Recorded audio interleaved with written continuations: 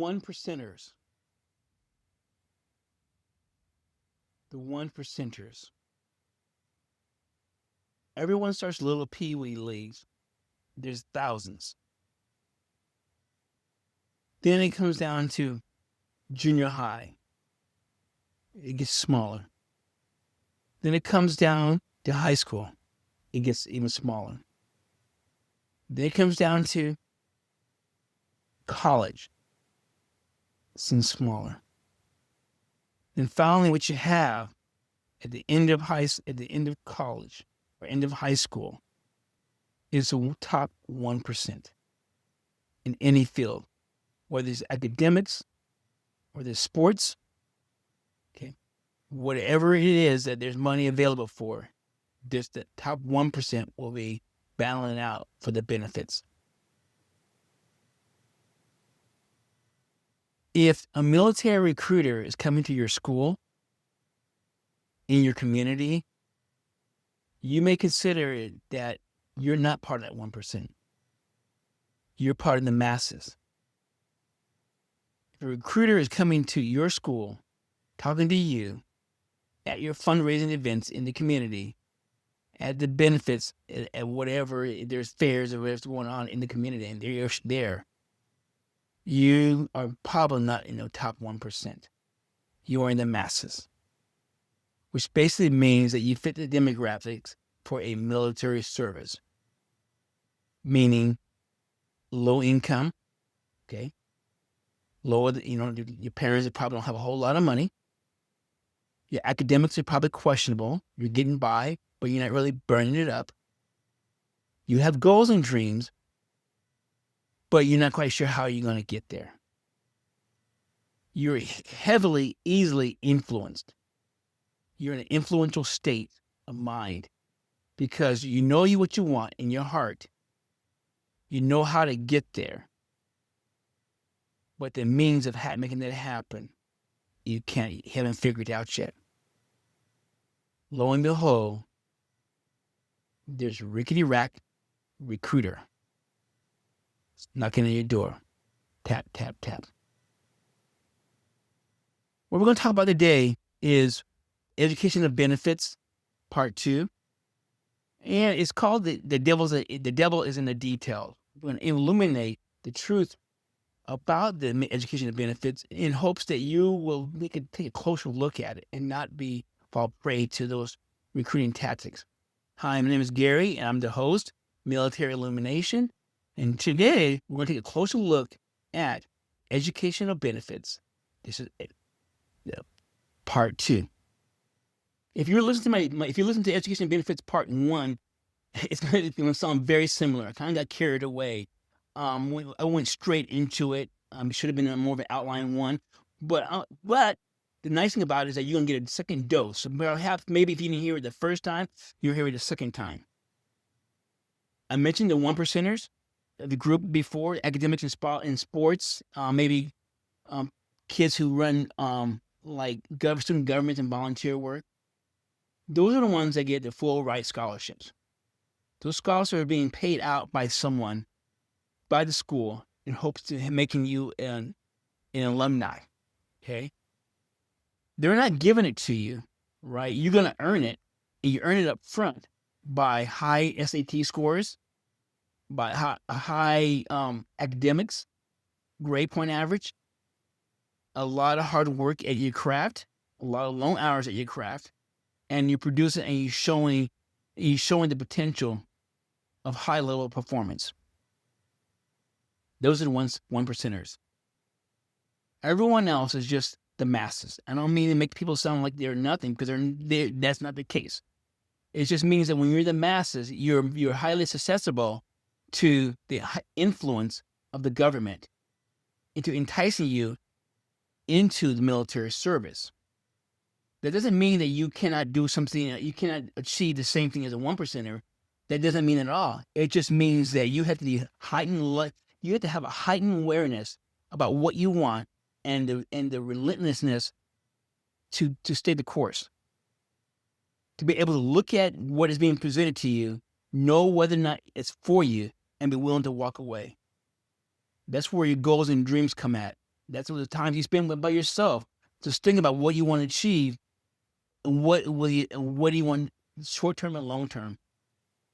And if things doesn't fit exactly what you see, it has to fit exactly, right? Then you should walk away.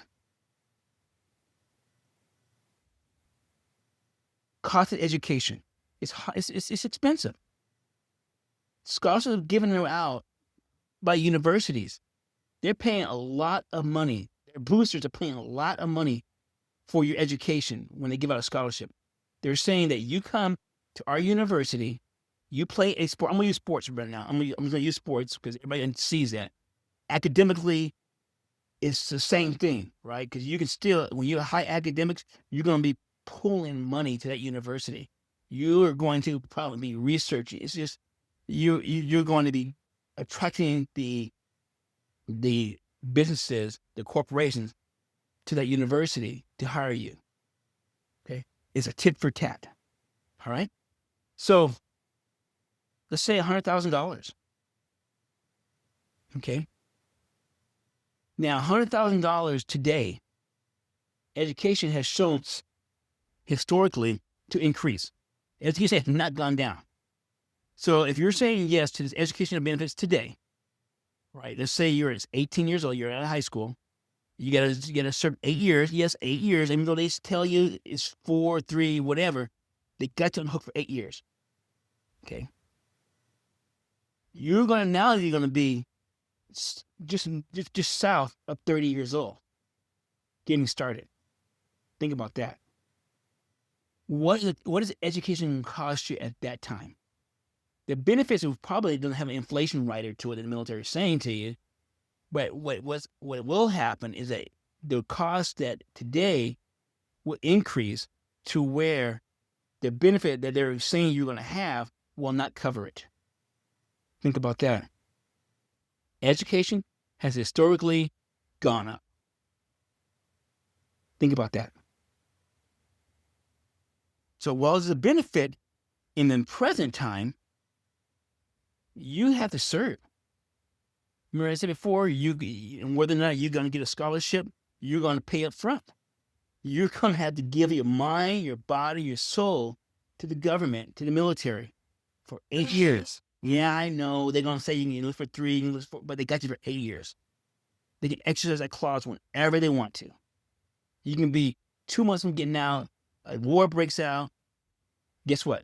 You're stuck. Stop loss. Okay? So you say yes now. The time you get out, it's going to cost more expensive. There's no inflation rider on that. Okay, inflation is going to eat that up. So think about that. VA versus armed forces. I talked about this before. The Veterans Administration is the government department that administers the funds, the programs, the educational programs. You're not going to go through the armed forces that you enlisted into. You're going to go through the VA. Okay. How do I know? I'll tell you later. Which basically means is that you're not going to get the funds right away. There's going to be a period of time where you have to wait for it. It can be as much as 6 months to a year. You still have to go through the paperwork to get the funds that they're saying for you, that you're trying to get to. Okay, you can Google it. It's not going to be a slam dunk. You're going to have to wait for it. You're entering another government bureaucracy. So you may get out, but the funds may not be there right away for you. That money will not be there. So the Veterans Administration is the ones that actually runs that. Okay, now are they going to pay for the whole 3 years, the whole 4 years? No. They're going to pay for just under 3. Okay, the benefits it's tuition assistance. Okay, it's not a scholarship. We'll talk about it later. Tuition assistance. Assist with your tuition. Think about that. Did it talk about tuition assistance, room and board, and books too? No. Tuition assistance that will not span the 4 years that you need. Now, where are you going to live at? Room and board. Well, That's not included. Books and materials, that's not included. Food is not included. Some programs like I went under, which is the Veterans Rehab Program, you may have some cheap dental there, but for the most part, you have nothing. So what you have is that you have one slice of the pie. If you look at a pizza, a family-sized pizza was probably going to be like 8, 10 slices. You have one slice. It's up to you to find a way to get the other slices. Yeah. Does that sound like a good benefit? Now, let's look at the pay for college. Everybody says, pay for college, pay for college. We're going to pay for your college. Pay for college. Well, is the government going to pay $100,000 for every person who enlists for the college? Think about that. Think about that. How many people enlist in the military every year? And do you think our government is going to pay $100,000 for everyone? If that's the case, then why do student athletes, these scholars, student scholars, why are they even pushing themselves today when all they got to do is graduate high school? And the government's going to come down and give you a check, a nice big fat check for $150,000 to pay for your education. Okay? No. Once again, that's that lure. It looks like the real thing. It moves like the real thing. But you swallow it, you're going to find out you're going to be in a frying pan. Okay? Or, as they say, you're going to be left with the future with no hope. So, pay for college is this. When you Google it, when you look around, if a person would have to have graduated from a college and got a degree, a lot of times it's medical, dental, engineering, physics type of thing. Okay, now you got your degree. You're promising now, so you got a degree. Now remember, you already graduated. You already put your time in. You already put the money in. Now you want to pay for this degree, right? Now you don't want this student loan over your head. So you go to Mr. Recruiter, the military, and they'll say, you know what? You're one of the 5 jobs that we need in the military. 5 high-level jobs. Remember, they have a list. There's a certain list that the military will work with. If you're not on that list, if you don't have that degree, they're not going to talk to you. So, you enlist. After serving for so many years in that field, they will probably pay for some of your degree. That's paying for college after you got your degree. Nice thing about it, if you're going as an officer, a lot of times they'll do your graduate degree as well, but you got to serve time. Remember, you're going to pay either upfront or afterwards. In the military, pay for college, you're going to pay for it afterwards. So instead of being in that field, you're going to go join. A lot of times there are doctors, there's lawyers. That's why you don't want military medical. Right, because these guys just punch the clock to just get some practice work in. Right, and that's something you want to know about too, because they're not held to the same standard. I'm digressing here, as a doctor in civilian life, which means that they can commit medical malpractice, and get away with it. That was the basis for the Ferris Doctrine. Okay, so let's move on. I'm sorry for digressing. Tuition assistance versus scholarship versus full ride expenses. We all know what that is.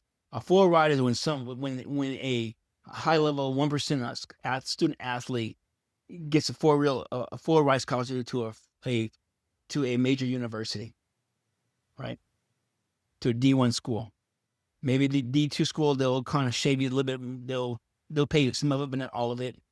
Some of the scholarship is based on academics as well. If you score high enough on the SATs or any other equivalent test, or if you had a high grade point average, you would qualify for some scholarship money there as for, okay? Once again, that's an option that you could have, right? There's a lot of scholarship money out there. There's a lot of colleges that will give it to you. And you piece it together. I'm kind of learning a little here. You can graduate with college with little or no debt without giving up your freedom. Okay. That's my little nugget. That's my nugget. Okay. Tuition assistance, that's basically, they're not going to pay for it. They'll pay maybe a small portion of it. Okay. Not much, but just a small portion. You still got to come up with a major part.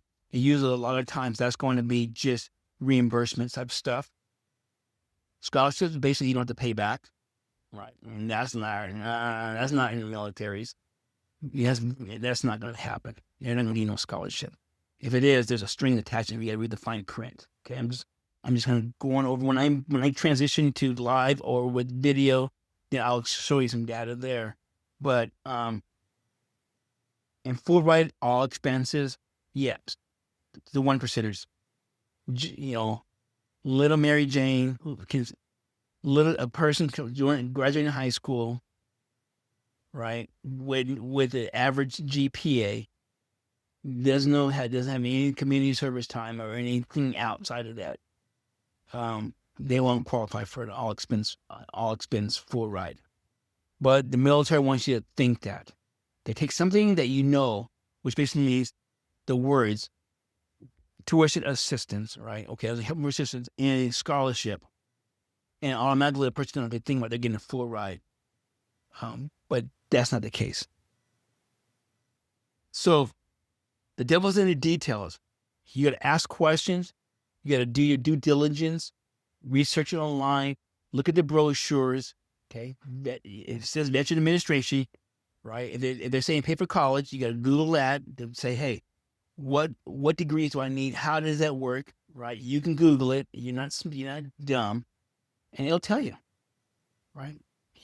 And they will tell you. I've gotten to my experience and my research in 30 years trying to deal with this military issues that was brought to my doorstep through a bad situation with the Washington National Guard that they persecuted an innocent person is why I'm sitting here today. That helped me realize that what I went through wasn't a fluke. It wasn't isolating incident just a Gary. It's how the military operates. It's what the military does, right? You're a commodity when you enlist in the military. Your body is what they want. We need, I know before you people want to be out there saying, anti-patriotic, or, you go to some other country. Before you start telling me to do that, hey, I'm limping. I have a medical condition because I serve proudly. Okay? I walked through this.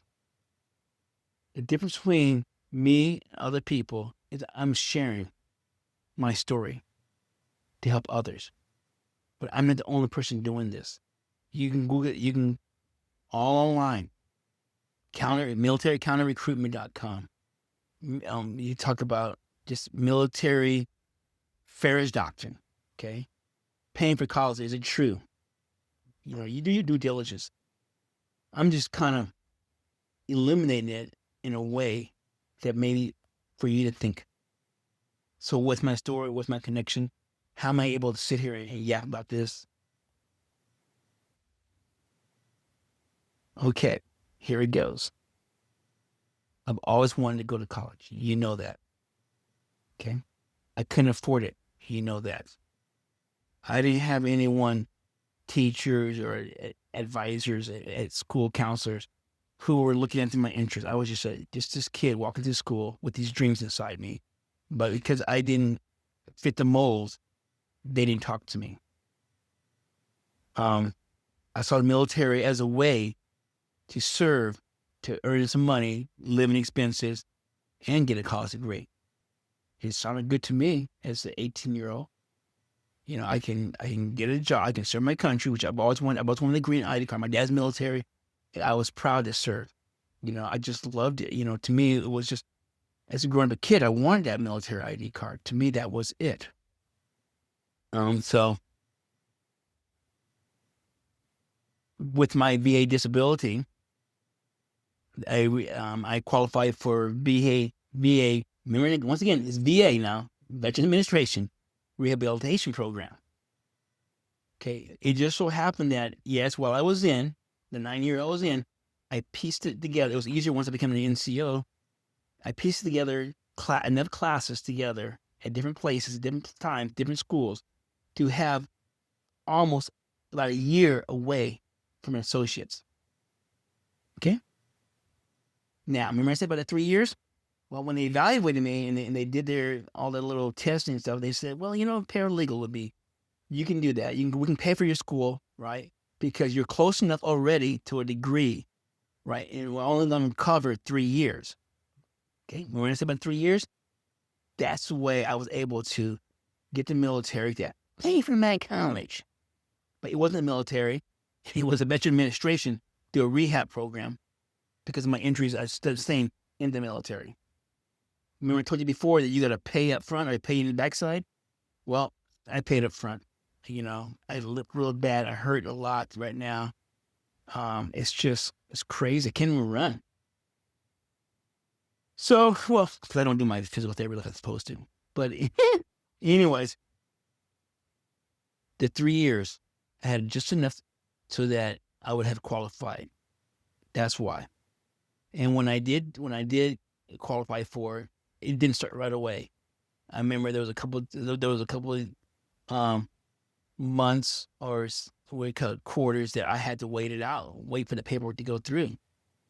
And I remember having to pay for my books and I had to pay for my graduation counts for when I get my associates. The associates are telling me to go to my 4-year university, which is Central Washington University. Went to Pierce College. And then that's kind of how it went. Could I have done that outside the military? Yep. Could I have gone a lot faster? Yep. Because I found out there's a lot of money out there. There's either grants, right? You want grants, all right, scholarship. If you're willing to write and apply for these scholarships, there's money out there. There's money if you want to get an education, right? And you serve the low income Title I schools, after making so many payments, they're going to pay, the government will pay a lot of their student loan off. So there's a lot of ways that are out there, right? The military doesn't have the how you say it? They don't have the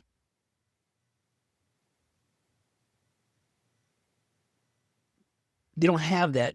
I don't know how to say it, but they're not the only ones that can do it. They haven't curbed the market. Okay, there's a lot of options out there for a person, and the military and their supposed benefits isn't always the way. Hey, I want to thank you. Remember, the devil is in the details, right? The military lives between the lines. They live in the shadows. They go by way of deception, as Sun Tzu said. Okay, they're not going to be truthful up front with you. Their recruiter's main job is to get you in the military because his career depends on it, or his or her career depends on it.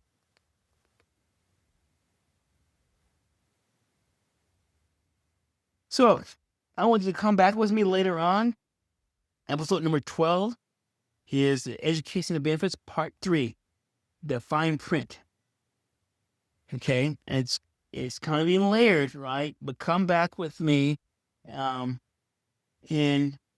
we'll talk some more.